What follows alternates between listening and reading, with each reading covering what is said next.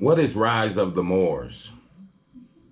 Rise of the Moors is a Rhode Island-based group which traveled through Massachusetts today and shut down a portion of Interstate 95, which resulted in the arrest of 11 men who officers described as being heavily armed. There was a video posted to social media of the members of the Rise of the Moors, which are all men who were dressed in military gear and displayed military-styled weapons and a Moroccan flag. During their long hours of a standoff in Wakefield, the group's leader identified himself as Jamal Talib Abdullah Bey and said he was a U.S. Marine Corps veteran. The group said it had pulled over to refuel, and Massachusetts State Police approached their vehicle early Saturday morning.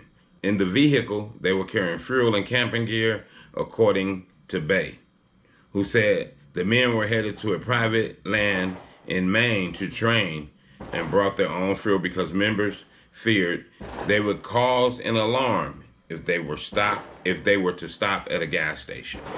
I have a clip of the video of them corresponding back and forth with the officers, but the video is also on Instagram and Twitter. It says, using a megaphone to amplify his voice, one man said their detention by police officers violated the 18th century treaty between the United States and Morocco. And these Rise of the Moor gentlemen were actually black men, black males. And I don't know, people, if you know about the Moors are considered, and they consider themselves, well, most of them, I can't speak for all of them. I just go about the information that I know about them. They consider themselves sovereign citizen group. But this sovereign citizen group is an armed group. It says many sovereign citizen groups are armed, but very few of them actually engage in paramilitary activity like a militia group. But this appears to be one of the rare exceptions. So this Rise of the Moors sovereign citizen group, they different. They moving with weapons. And it says the Rise of the Moors have drawn some of their beliefs from a religious sect known as the Moorish Science Temple. Their website includes details about the life of Noble Drew Ali, who established the Moorish Science Temple of America in Chicago during the early 20th century, and is credited with founding the country's first mass Muslim movement, according to the press release about a 2020 Ali biography.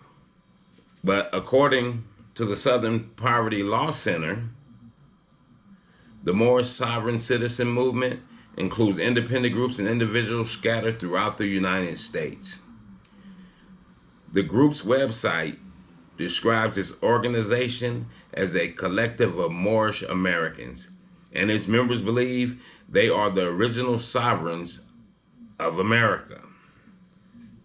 The website said the group is based in Pawtucket, Rhode Island, and that its members refuse to pay taxes because they are not represented within their body of politics.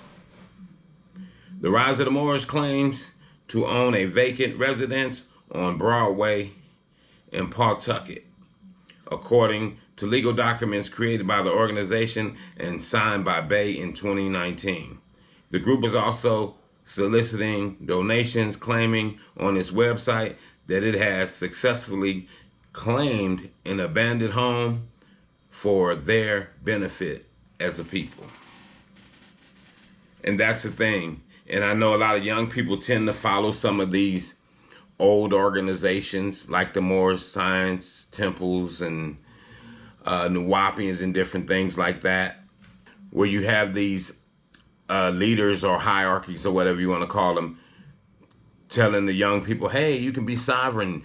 You don't have to pay for where you live. Just tell them you're a sovereign citizen, and you can go to court and fight it, and you don't even have to pay because we're the people of this land. And they do that and get people in trouble. Some people have been arrested for it, and a plethora of different things. And that's why out here in this world, we have to be leaders, not followers. Be a leader yourself. Don't be a follower.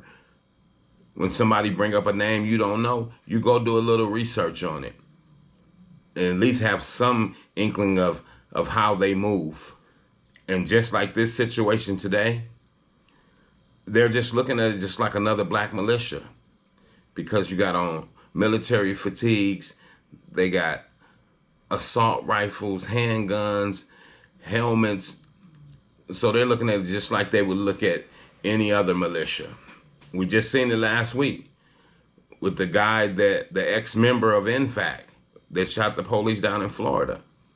So you think they're not on high alert for people that look like any sort of militia? They definitely are. And people have to definitely choose wisely what they're doing and when they're doing it. Like these guys, you're riding down the highway with all these guns. And also, more of it, what I read, they've been tracking these guys off their Instagram and their social media. That's how they basically end up pulling them over. They already been tracking them by the words that they use. See, so you have to be careful. Your words are going to always incriminate you. So you be careful when you're using those words and then you thinking you cruising up and down the highway, and guess what? They already on you. And with that, I'm going to say this is the news in you. North to east, west, south. Unite from every alley in Cali. Intersection in Backstreet. Subscribe to the channel and hit the thumbs up on your way out the door. I'm not who you think I am. Your perception is a lesson with a fail grade on it.